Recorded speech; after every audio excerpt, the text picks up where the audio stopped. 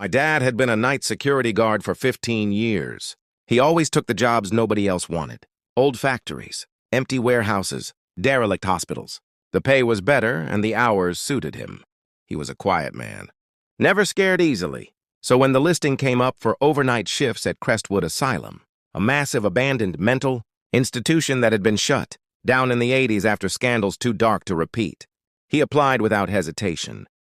The place was huge, 4 floors. Endless hallways, padded cells still lined with rotting fabric, restraint chairs bolted to the floor, electroshock rooms with rusted equipment. Dad said the first few weeks were peaceful, just the usual creaks of an old building settling, wind whistling through broken windows, rats scurrying in the walls. He would do his rounds with a flashlight, log the time in a dusty notebook, sit in the guard station drinking coffee until dawn.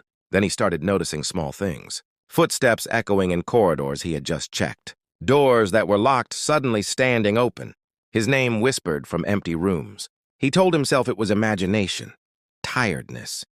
The mind playing tricks in total silence. One night around 2 in the morning, he heard crying. Soft, childlike sobbing coming from the pediatric ward on the 3rd floor. That wing had been for disturbed children decades ago. Dad grabbed his flashlight and went to investigate.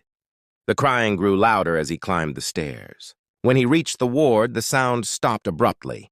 He swept the beam across the hallway. Rows of tiny beds with rusted frames. Faded murals of smiling animals peeling from the walls. Nothing moved. He was about to leave when he saw her. A little girl standing at the far end of the corridor. Pale dress hanging off her thin frame. Long black hair covering most of her face. She was staring at the floor. Dad called out gently, "Hey kid, you okay?" No answer. He took a step closer.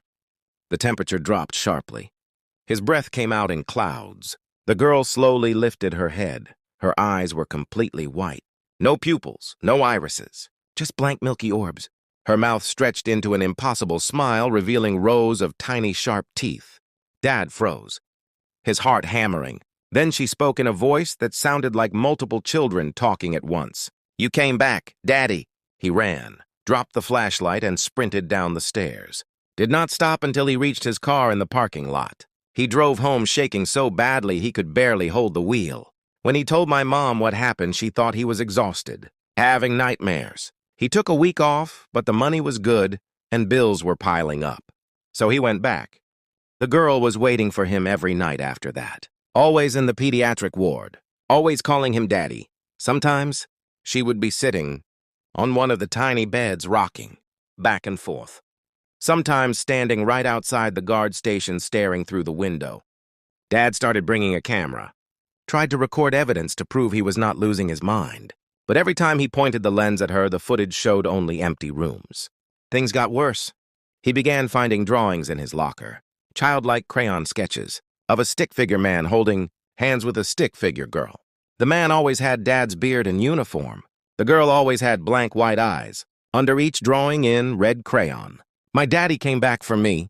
Dad looked up the asylum's history, found old newspaper articles about a fire in the pediatric ward in 1983. Several children died. One little girl named Emily went missing during the chaos, never found. They said she had been severely disturbed, violent tendencies, obsessed with one particular male nurse who had shown her kindness. She called him Daddy even though he was not her father. The nurse quit shortly before the fire. My dad realized with growing horror that he looked a lot like that nurse. Same build, same beard style, same last name. It was his own uncle, his dad's brother, who had worked there decades earlier and never spoke about it. Emily thought my dad was her daddy returned. He tried to quit, but the company kept offering more money. Double shifts, bonuses, we needed it badly. Mom was sick. Medical bills were crushing us, so he kept going back. One night he did not come home. Mom called the police. They searched the asylum and found his flashlight on the 3rd floor. His uniform jacket neatly folded on one of the tiny beds. Next to it, a new crayon drawing. The stick figure Daddy and little girl holding hands. This time they were both smiling. Underneath in red, "We are together now, forever." They never found his body, but strange things started happening at our house. Crayon drawings appearing under my bedroom door. The sound of a child giggling in empty rooms. Cold spots that moved around like someone small was walking past. Mom sold the house and we moved across the country, but it followed us. Last week, I woke up in the middle of the night to find a drawing on my pillow. Me holding hands with the little girl with white eyes. Underneath in red crayon. Your turn to be daddy. I do not sleep anymore. I keep every light in the house on. I check under beds and in closets constantly. Because sometimes late at night, I hear her voice whispering outside my door. Come play with me, Daddy. She is getting impatient.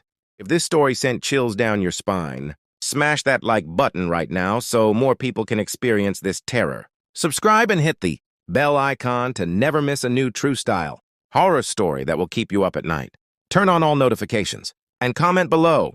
Have you ever worked a night shift in a creepy place or felt something watching you in the dark? Share your story because I read every single comment. Thanks for watching. Keep the lights on and stay safe out there. See you in the next one.